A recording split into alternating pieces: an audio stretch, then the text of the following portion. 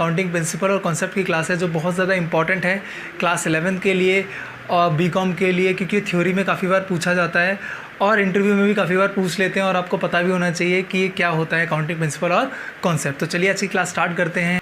ये क्या है, चलिए इसके बारे में देखते हैं। अकाउंटिंग प्रिंसिपल्स को जनरली एक और नाम से जाना जाता है जिसका नाम क्या है, शॉर्ट फॉर्म्स में बोलते हैं उसे गैप। क्या बोलते हैं? गैप। GAP गैप नहीं, GAAP। इसकी फुल फॉर्म क्या होती है? G for generally, A for accepted and again A for accounting and P for principle. तो अकाउंटिंग प्रिंसिपल्स को किस नाम से जानते हैं? गैप के नाम से जानते हैं, जिसके नाम क्या होता है, फुल फॉर्म क्या होती है? Generally accepted accounting principle. अब इस टॉपिक को स्टार्ट करने से पहले मैं बताना चाहूँगा अकाउंटिंग प्रिंसिपल क्या होता है एंड देन उसके बारे में हम चीज़ें पढ़ेंगे, ठीक है। कोई ज़्यादा चीज़ें नहीं बोलनी, टू द पॉइंट इंपॉर्टेंट चीज़ें जो इंपॉर्टेंट है हमारे लिए, सिलेबस के लिए और हमें नंबर ग्रैब करने के लिए। चलिए अब आया अकाउंटिंग प्रिंसिपल्स। प्रिंसिपल समझ आ रहा है? प्रिंसिपल, अच्छा स्कूल में कौन होता है प्रिंसिपल? प्रिंसिपल क्या करता है? रूल्स एंड रेगुलेशन बनाता है। तो वैसे ही क्या होता है, अकाउंटिंग प्रिंसिपल्स होते हैं, ये क्या करते हैं आपके, ये क्या होता है, ऐसे सेट ऑफ रूल्स हैं जो बताते हैं, the set of rules which defines the way of accounts, मतलब जो बताते हैं कि आपको अकाउंट्स में क्या करना है, कैसे करना है, क्या चीज़ें बनेंगी, क्या चीज़ें नहीं बनेंगी, वो सारा किसके अंदर आता है? अकाउंटिंग प्रिंसिपल्स के अंदर आता है, ठीक है। अब ये रेड से क्या लिखा है, इसकी डेफिनेशन जो बहुत इंपॉर्टेंट है, अगर पेपर में आती है आपको तो यही लिखनी है, कोशिश करना है। तो ठीक है, क्या हुआ अकाउंटिंग प्रिंसिपल्स, मैंने क्या बताया, अकाउंटिंग प्रिंसिपल ऐसे रूल होते हैं जो आपको बताता है कि अकाउंट्स में क्या चीज़ कैसे रिकॉर्ड करनी है, लिखनी है, ठीक है। अब इसे बुक की डेफिनेशन के अंदर करते हैं। क्या बोला? It refers to the rules और गाइडेंस। हो या क्या बोला? अकाउंटिंग प्रिंसिपल क्या है? रूल्स। ध्यान देना, क्या है? रूल है और क्या है? गाइडेंस है। रूल्स जो आपको फॉलो करने होते हैं, गाइडेंस कि आपको कैसे रूल्स को फॉलो कर रहे हैं, कैसे मूव करना है, ठीक है। Adopt for recording and reporting of business transaction, मतलब किस लिए अडॉप्ट मतलब क्यों अपनाते हैं? इसलिए अपनाते हैं ताकि मैं क्या कर सकूं, रिकॉर्डिंग कर सकूं और क्या कर सकूं, रिपोर्टिंग कर सकूं, क्या? ट्रांजैक्शंस। और अगर इनकी डिटेल मीनिंग सारी देखनी है तो मैंने ऑलरेडी क्लास अपलोड कर दिया, मैं लिंक डिस्क्रिप्शन में दे दूंगा कि अकाउंटिंग की मीनिंग के अंदर हमने क्या क्या पढ़ा है, रिकॉर्डिंग, क्लासीफाई, समराइजिंग, ट्रांजैक्शंस। तो जिसको ट्रांजैक्शन वगैरह के मीनिंग में समझने में दिक्कत आती है या जिसको नहीं पता वो मेरी वीडियो चेक कर सकता है, मैं लिंक डिस्क्रिप्शन में दे दूँगा। अब क्या हुआ ट्रांजैक्शंस, अब क्या हुआ, सबसे पहले रूल्स एंड गाइडेंस देता है जो हमें बताता है, क्या बताता है कि हमें ट्रांजैक्शन को रिकॉर्ड और रिपोर्ट कैसे करना है। इसे क्या बोलते हैं? Accounting principle. मतलब ऐसे रूल्स एंड रेगुलेशन जो आपको बताएंगे कि अकाउंट्स के अंदर क्या चीज़ करनी है, कैसे करनी है, वो सारा कौन बताता है? अकाउंटिंग प्रिंसिपल्स, ठीक है। अब अकाउंटिंग प्रिंसिपल्स फिर दो टाइप होते हैं। अकाउंटिंग प्रिंसिपल दो टाइप में आती है, एक आता है फंडामेंटल अकाउंटिंग एजम्पशंस और एक आता है अकाउंटिंग प्रिंसिपल और कॉन्सेप्ट्स, ठीक है। फंडामेंटल अकाउंटिंग अजम्पशन की मैंने ऑलरेडी क्लास अपलोड कर दी है, इससे पहले मैं उसकी लिंक भी डिस्क्रिप्शन में दे दूंगा, जिसको डिटेल में पढ़ना हो वहाँ से भी देख सकता है, ठीक है।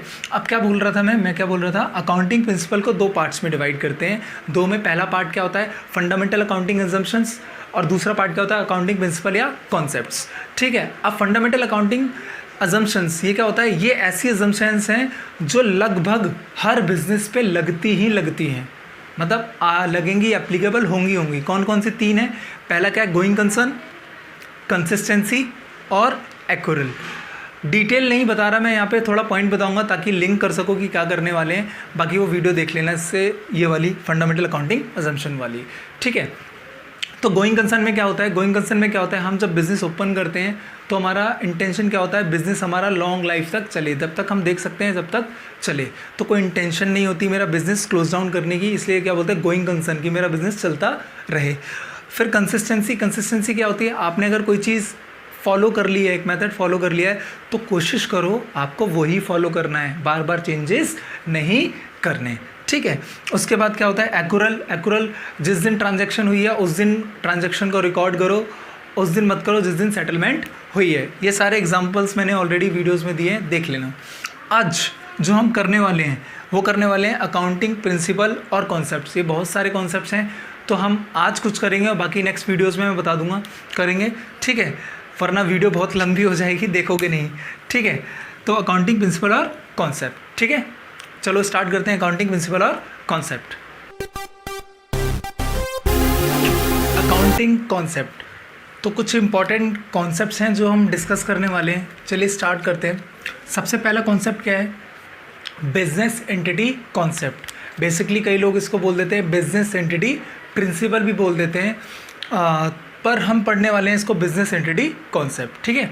अब बिजनेस एंटिटी कॉन्सेप्ट क्या होता है, इसके अंदर हम क्या करने वाले हैं, तो इसकी डेफिनेशन समझाने से पहले मैं एक एग्जांपल लेता हूँ। जैसे मैं एक पर्सन हूँ, अगर मैं एक कंपनी खोलता हूँ तो कंपनी अलग है।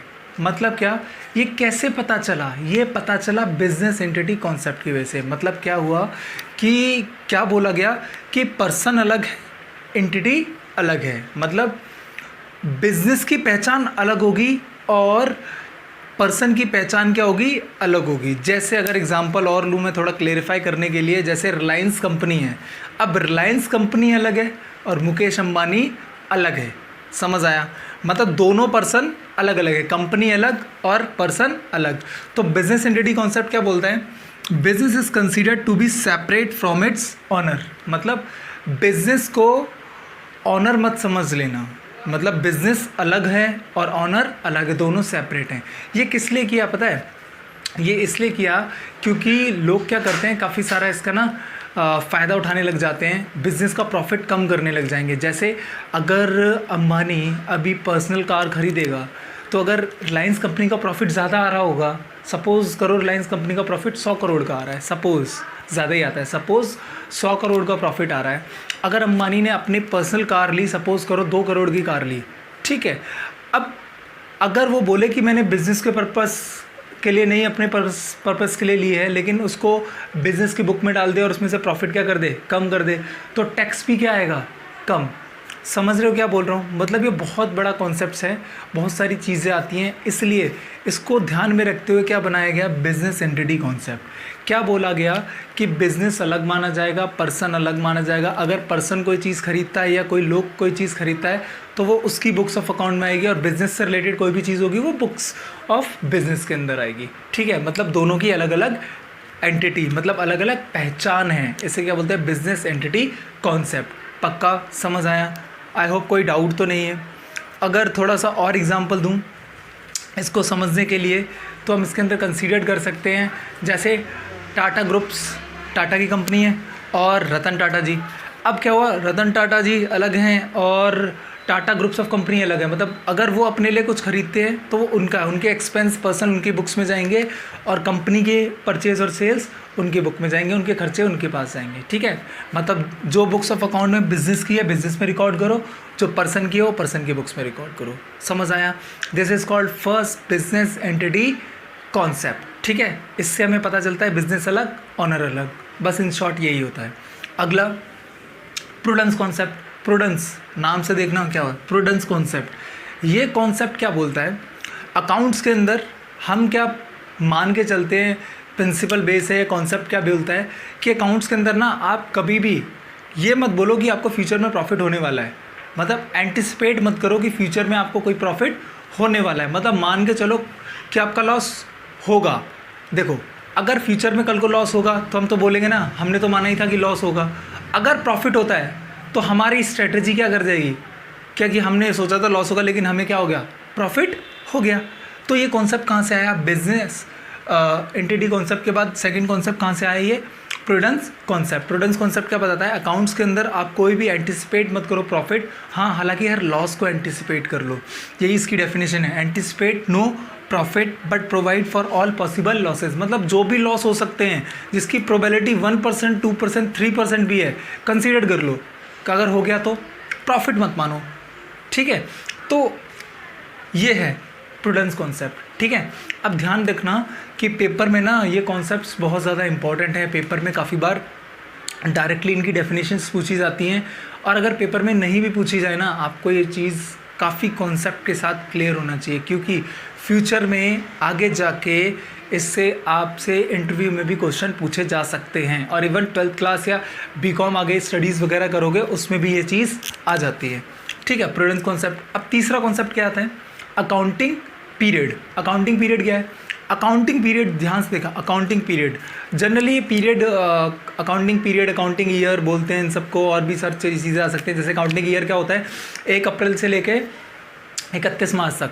अच्छा, ये क्या है? 1 अप्रैल से 31 मार्च तक एक्चुअली कैलेंडर ईयर फॉलो नहीं करते अकाउंट्स के अंदर, हम फॉलो क्या करते हैं? 1 अप्रैल से 31 मार्च तक 12 महीने होते हैं, ठीक है। और वही पूरा टोटल कैलेंडर ईयर फॉलो नहीं करते। ऐसा क्यों करते हैं? क्योंकि हमें अपना एक स्टैंडर्ड इंटरनेशनल लेवल के स्टैंडर्ड में बनाना है, तो इसलिए हमने अपना जो 1 जनवरी से न्यू ईयर बनाते हैं वो जनरली कंपनीज़ के लिए कहाँ से स्टार्ट कर दिया? 1 अप्रैल से कर दिया। क्योंकि आपको पता होगा बाहर वो 25 दिसंबर की छुट्टियां मनाते हैं, 1 जनवरी की छुट्टियां बनाते हैं, तो बोलते हैं हम इतना काम नहीं करेंगे। तो इसलिए उन्होंने अपनी सारी कंपनीज़ का जो ईयर जो जनरली होता है कहाँ से शिफ्ट कर देते हैं? वो 1 अप्रैल से कर देते हैं, ठीक है। तो 1 अप्रैल से 31 मार्च तक। तो इसलिए इंडिया के अंदर भी क्या फॉलो करते हैं? 1 अप्रैल से लेके 31 मार्च तक फॉलो करते हैं। जैसे अभी क्या है? 1 अप्रैल 2020, तो ये साल कंप्लीट कब होगा? 31 मार्च 2021 में होगा, ठीक है। अब आते हैं अकाउंटिंग पीरियड। अकाउंटिंग पीरियड क्या बोलते हैं? ये एक ऐसा पीरियड अजम्पशन है, मतलब एक ऐसा हम मानते हैं the life of enterprises be broken into small period. क्या करते हैं इसके अंदर कि ना हम ना एंटरप्राइज की ना लाइफ को ना तोड़ देते हैं, छोटे छोटे पार्ट्स में ब्रोकन कर देते हैं, ताकि हम एंटरप्राइज़ की ना परफॉर्मेंस को निकाल सकें, फाइंड कर सकें। मतलब समझ नहीं आया? मतलब ये बोल रहा हूँ कि जैसे सपोज़ करो जिसकी डेली की सेल होती है वो अपना खर्चा और प्रॉफिट डेली का चेक करेगा। मैकडी, डोमिनोज़, ये क्या करते हैं? अगर आप लोग गए हो खाने के लिए, आई होप गए होगे सारे के सारे, तो वहाँ देखोगे वीकली वो लगते हैं, मंथली पर्सन का नाम होता है कि ये स्टाफ बहुत अच्छा है, ये इसकी परफॉर्मेंस अच्छी है, ये पिछले मंथ ही अच्छा था। तो मतलब क्या कर रहे हैं वो क्या कर रहे हैं? वो आपका पता है क्या कर रहे हैं? वो परफॉर्मेंस देख रहे हैं पर्सन की कि यार वो पिछले 1 महीने में 2 महीने में कैसा था। वैसे ही कंपनी के बारे में क्या होता है, या फिर जो एंटिटी है उसके बारे में चेक करते हैं। वो चेक करते हैं कि वो प्रॉफिट कमा रही है, लॉस कमा रही है, कहीं डूब तो नहीं रही। हमें लग रहा है प्रॉफिट होगा, साल तक का वेट नहीं करेंगे। तो अपनी लाइफ ऑफ इंटरप्राइजेस को छोटे छोटे पार्ट्स में चेक करते हैं। जैसे 1 महीने का चेक करेंगे कि प्रॉफिट हुआ है, लॉस हुआ है, कि जितना हम लगा रहे हैं उससे ज़्यादा आ रहा है या नहीं आ रहा। 3 महीने का गैप भी हो सकता है, 4 महीने का गैप भी हो सकता है, क्वार्टरली भी देख सकते हैं। क्वार्टरली मतलब क्या होता है? 3 महीने का 4 क्वार्टर होते हैं एक साल के अंदर, 3 महीने के, ठीक है। तो ऐसे भी देख सकते हैं परफॉर्मेंस। तो इसे क्या बोलते हैं? Accounting period. अकाउंटिंग पीरियड को क्या बोलते हैं? पीरियोडिक अजम्पशन भी बोलते हैं। इसमें क्या होता है? Life of enterprises be broken into small period so that it performance is measured at regular interval. Sorry, ये बेसिकली किस लिए करते हैं? ताकि हम एंटरप्राइज़ की जो भी लाइफ है उसको रेगुलर इंटरवल्स पे देख सकें और पता लगा सकें कि यार हमें प्रॉफिट हो रहा है या फिर लॉस हो रहा है, ठीक है। आई होप यहाँ तक क्लियर है। जो फटाक से एक से कर ले, फिर आगे करते हैं। सबसे पहले हमने क्या पढ़ा कॉन्सेप्ट के अंदर, या प्रिंसिपल्स पे बोल देते हैं काफ़ी बार इनको, तो बिजनेस एंटिटी प्रिंसिपल या कॉन्सेप्ट, इसे क्या बोलते हैं? बिजनेस एंटिटी कॉन्सेप्ट क्या बोलते हैं? इसमें क्या होता है कि बिजनेस अलग है, ऑनर अलग है। अगर ऑनर कोई चीज़ खरीदेगा तो अपनी बुक्स ऑफ अकाउंट्स में रिकॉर्ड करेगा, अपने पास रखेगा। और बिज़नेस के लिए कोई चीज़ आ रही है तो अपने लिए, बिज़नेस के लिए रखेगा। अच्छा, एक एग्जांपल दे देता हूँ बहुत अच्छा इसके लिए। सपोज़ करो मेरा ना फर्नीचर का बिज़नेस है। अब मेरे को घर पे अगर फर्नीचर चाहिए तो मैं अगर बाहर से ख़रीद रहा हूँ तो मैं बिज़नेस के लिए नहीं डाल सकता कि बिज़नेस का खर्चा हो गया, ठीक है। और अगर मैं बिज़नेस के लिए ला रहा हूँ तो अपने खर्चे में नहीं डाल सकता। तो मतलब ये इंटरचेंज करना अलाउड नहीं है। अगर जो बिज़नेस के लिए आ रहा है वो बिज़नेस के लिए आएगा, और जो पर्सनल के लिए आ रहा है वो पर्सनल के लिए आएगा, ठीक है। फिर उसके बाद क्या? Prudence concept. ये कॉन्सेप्ट हमें बताता है कि फ्यूचर के अंदर सारे लॉस सबको मान लो कि हो सकते हैं, प्रॉफिट एंटिसिपेट नहीं करना। जैसे एग्जांपल अगर दूँ बहुत अच्छा, आप शायद लिंक कर पाओगे सारे के सारे। फ्रेंड्स पैसे लेते हैं कि यार मेरे को अभी दे दे, मैं तेरे पास कल दे दूंगा, 100 रुपीज़ दे दे, 200 दे दे। क्या वो पैसे कभी मिलते हैं? हाँ देखो, हमें है कि दे देगा, लेकिन मिलने के चांसेस क्या होते हैं? कम ही होते हैं। तो पॉसिबल कर लो कि दे दिया भाई, नहीं मिलने वाले, मिल गए तो अच्छी बात है, नहीं वो हमने तो पता ही था नहीं मिलेंगे तो लॉस होने वाला है। और फिर क्या है? Accounting period. अकाउंटिंग पीरियड मतलब क्या होता है? इसके अंदर एक एंटरप्राइज़ की लाइफ को तोड़ देते हैं, ब्रोकन कर देते हैं छोटे पार्ट्स में, ताकि उसकी परफॉर्मेंस मेज़र कर सकें कि हर 2 महीने में, 3 महीने में क्या मेरे कंपनी का ग्राफ ऊपर जा रहा है, नीचे जा रहा है। अगर नीचे जा रहा है तो मेरे को क्या करना है, अगर ऊपर जा रहा है तो और मैं क्या इंप्रूव करूँ जिससे मैं और प्रॉफिट कमाऊँ, ठीक है। आगे करते हैं। अब 4th जो है हमारे पास वो क्या है? Money measurement principle. Money measurement principle, अगर आपने मेरी फर्स्ट वीडियो देख ली है ये आपको एक चीज़ पता होनी चाहिए। क्या अकाउंट्स के अंदर हम सिर्फ क्या रिकॉर्ड करते हैं, वो डेफिनेशन के अंदर आया था मनी, मतलब जो अकाउंट्स में मनी की टर्म्स में मेजर हो सकता है या पैसे की टर्म्स में होता है, हम उसे ही रिकॉर्ड करते हैं बिजनेस के अंदर, वरना इसके अलावा कोई भी चीज़ रिकॉर्ड नहीं करते। ये प्रिंसिपल भी है, क्या बोलता है ये प्रिंसिपल, मनी मेजरमेंट प्रिंसिपल, कि बोलता है transaction that are measure in terms of money और can be translated in terms of money are recorded in BOA मतलब बुक्स ऑफ अकाउंट्स। मतलब बुक्स ऑफ अकाउंट्स में कौन सी ट्रांजैक्शन रिकॉर्ड होंगी, सिर्फ वही ट्रांजैक्शन या तो जो पैसे की टर्म्स में हो या पैसे में हम उसे इक्विवेलेंट या बराबर कर सकते हैं। ठीक है, फॉर एग्जांपल इसके अंदर क्या नहीं आएगा, सपोज़ करो मिस्टर ए ने अपने सन से बोला बेटा जा शॉप से कोई चीज़ ख़रीद लिया। ठीक है, अब क्या हुआ, वो ख़रीद के लेके आया, तो हम इसे अकाउंट्स में रिकॉर्ड नहीं कर सकते। अब यही चीज़ क्या हुआ, उन्होंने बोला जा लेके आया, मैं तेरे को 10 रुपये या 100 रुपये दूंगा। तो क्या हुआ, वो गया लेके आया सामान, उसके बदले उसे क्या मिल गया, पापा से 100 रुपये मिल गए। तो इसको रिकॉर्ड कर सकते हैं हम अकाउंट्स में, वरना हम म्यूचुअल हेल्प वगैरह कभी रिकॉर्ड नहीं कर सकते। जहाँ भी पैसे की बात आएगी वो अकाउंट्स में रिकॉर्ड हो जाएगा। सिंपल सा प्रिंसिपल है। अगला प्रिंसिपल क्या है, फुल डिस्क्लोजर प्रिंसिपल। नाम से पता चल रहा है full disclosure principle. Full disclosure principle क्या बताता है आपको, ये वो बताता है कि आपको कोई भी ट्रांजैक्शन अगर बिजनेस में रिकॉर्ड कर रहे हो ना, आपको उसकी पूरी डिटेल देनी है A से लेकर Z तक, कि अगर आपने किसी से पैसे लिए हैं, उधार दिए हैं, पूरी डिटेल, क्या नाम है, किस दिन दिए थे, किस दिन लिए थे, ताकि आप चीज़ों को रिकॉर्ड कर सको, क्लेरिफाई कर सको, और उसका डिस्क्लोज़र देना है आपको पूरा का पूरा, जो भी एंटिटी से रिलेटेड है, मतलब कंपनी की कोई भी ट्रांजैक्शन से रिलेटेड है, उसकी पूरी डिस्क्लोज़र देना है, वो भी फाइनेंशियल स्टेटमेंट, FS जिसे बोलते हैं फाइनेंशियल स्टेटमेंट। बेसिकली आपको पता ही है, अगर मेरी वीडियोस देखी हैं पहली वाली, तो मैंने बताया था हाँ अकाउंट्स में दो चीज़ें बहुत फेमस है, डेबिट और क्रेडिट। अगर जो डेबिट हुई है वो पक्की क्या हुई होगी, क्रेडिट भी हुई होगी। तो इसलिए हमें पता चलता है अगर कहीं से पैसे आ रहे हैं तो दूसरे वाला दे भी तो रहा होगा। तो ये क्या है, सारा रिकॉर्डिंग क्लैरिफाई आप, ताकि कोई गलती ना करो। ठीक है, सारी रिकॉर्डिंग बिल्कुल ठीक ठाक से होनी चाहिए, पक्का। ठीक है, हमने अभी जो आज की क्लास में पढ़ा, सबसे पहले क्या पढ़ा था, अकाउंटिंग प्रिंसिपल की डेफिनेशंस वगैरह पढ़ी। देन हमने फंडामेंटल, दो पार्ट्स में डिवाइड होता है, fundamental accounting inceptions and second accounting concepts या अकाउंटिंग प्रिंसिपल। हमने अकाउंटिंग कॉन्सेप्ट और प्रिंसिपल को 5 पढ़ लिए हैं, बाकी रिमेनिंग है वो मैं नेक्स्ट क्लास में पढ़ाऊँगा। और एक चीज़ ध्यान देना, काफ़ी बार पूछ लेते हैं कि क्या प्रिंसिपल सब एंटिटी पे लगते हैं, नहीं, आंसर क्या है, नहीं, हर प्रिंसिपल एंटिटी पे नहीं लगता, लेकिन फंडामेंटल अजम्पशंस जो है ना वो सारी एंटिटी को ऊपर एप्लीकेबल होता है। ठीक है, पक्का।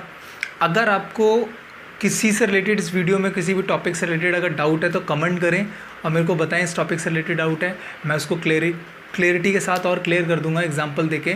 और अगर आपको ये वीडियो अच्छी लगी है तो प्लीज़ लाइक शेयर सब्सक्राइब करें और